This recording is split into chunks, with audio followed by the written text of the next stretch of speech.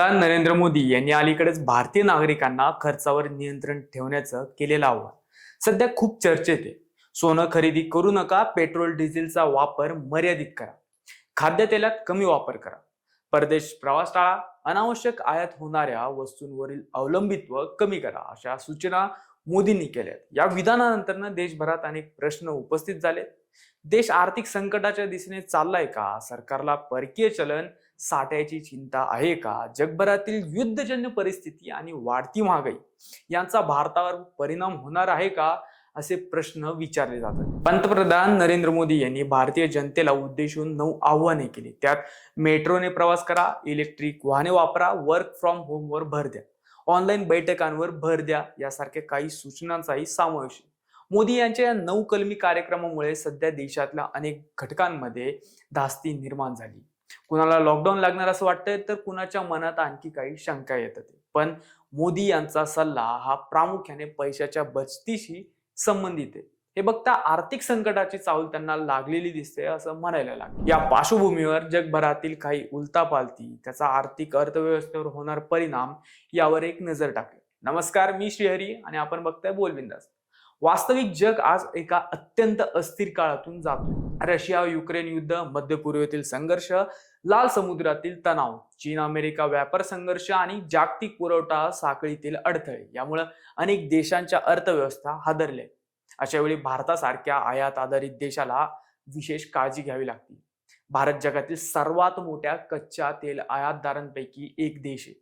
देशातील बहुतांश पेट्रोल आणि डिझेल हे परदेशातून आयात होणाऱ्या कच्च्या तेलावर अवलंबून. जागतिक बाजारात तेलाच्या किमती वाढल्या की त्याचा थेट परिणाम भारताच्या आयात बिलावर होतो.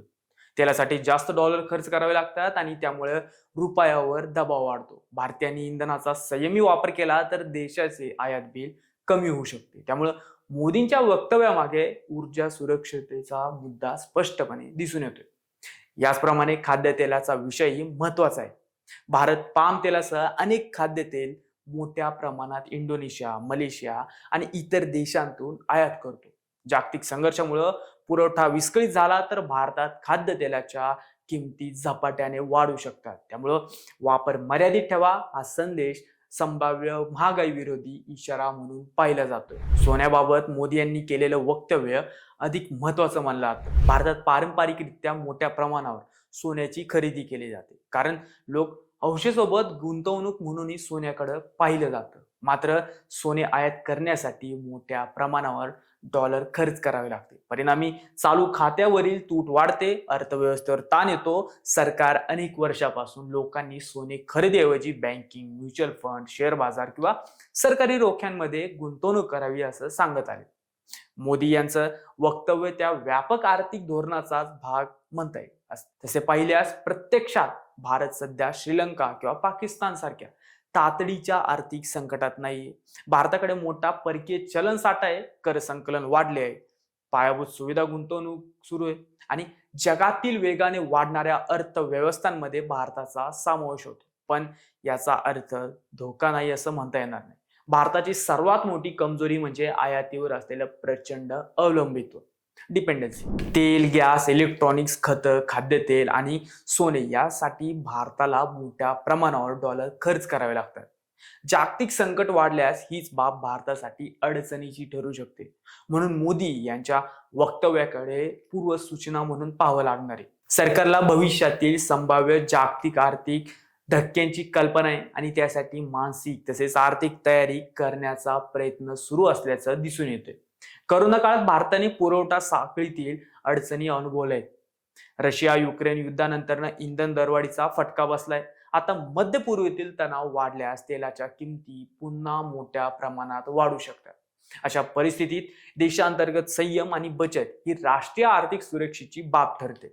मागच्या काही दिवसांमध्ये रुपयाचंही अवमूल्यन होतंय. रुपयाचे अवमूल्यन हे अनेकदा संभाव्य आर्थिक अडचणींचे संकेत मानले जातात. रुपया कमजोर झाला की त्याचा परिणाम आयात खर्चावर होतो. कच्चे तेल व इतर आयात वस्तू आणण्यासाठी अधिक पैसे खर्च करावे लागतात. सध्या ही परिस्थिती त्यातून अर्थकारण बिघडते. त्यातूनच मोदी यांनी असा इशारा दिला असल्याची शक्यता आहे. भारताचा आर्थिक विकास दर कमी होणार असल्याचा अंदाज अलीकडेच वर्तवण्यात आला होता. आर्थिक आव्हाने वाढत असल्याचे देखील हे निर्देशन आहे. जागतिक अर्थव्यवस्था पुढील काही वर्ष अस्थिर राहू शकते. महागाई, इंधन दरवाढ, पुरवठा संकट आणि रोजगार क्षेत्रातील दबाव यांचा परिणाम भारतावरही होऊ शकतो. त्यामुळे वैयक्तिक आर्थिक शिस्त, बचत आणि गरजेपुरता खर्च यांचा महत्व प्राप्त होणार आहे. मोदी यांनी देश संकटात आहे अशी थेट घोषणा केली नाही, पण जग बदलत आहे आणि भारताने सज्ज राहिलं पाहिजे असा अप्रत्यक्ष संदेश त्यातून स्पष्ट दिसतोय. हे बघता खर्च कमी करण्याचे त्यांचं आव्हान म्हणजे संभाव्य आर्थिक संकटाची चाहूल असं म्हणण्यास जाग आहे, हे मात्र नक्की. तुम्हाला काय वाटतं हे कमेंट करून आम्हाला नक्की कळवा आणि अजूनही आमचं चॅनल सबस्क्राईब केलं नसेल तर आजच करा. जय हिंद, जय महाराष्ट्र.